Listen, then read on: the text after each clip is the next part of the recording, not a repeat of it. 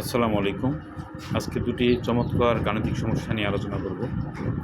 ঘড়িতে প্রকৃত সময় ৯টা ১০ হলে আয়নায় সময় কত দেখা যাবে?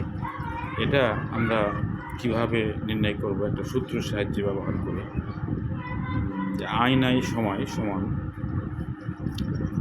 আয়নায় সময় সমান ১১টা ৬০ মাইনাস প্রকৃত সময়। তাহলে ১১টা ৬০ মাইনাস প্রকৃত সময় হলো ৯টা ১০। এখন যদি এটা ঘন্টা, এটা ১১, তাহলে কত হলো? ২টা ৫০।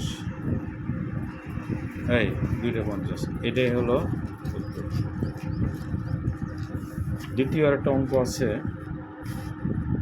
আমরা একটু ভালো করে খেয়াল করি। বাতাস উড়ে যাচ্ছে তো, আরেকটা অঙ্ক আছে, খেয়াল করি।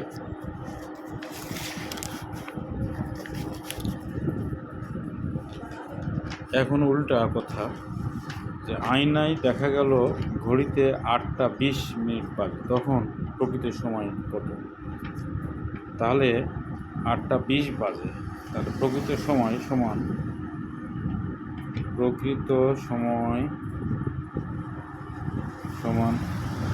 ১১টা ৬০ বিয়োগ প্রকৃত সময় হলো ৮টা ২০। তাহলে এটা ঘন্টা, এটা ঘন্টা, তাহলে ৮ × ৩ = ১১। ৩টা, এখানে ৬০ থেকে ৮টা ২০ বাদ দিলে ৪০, ৩টা ৪০ মিনিট। এটা উত্তর। ধন্যবাদ। আমরা দুটি মজার জিনিস দেখলাম।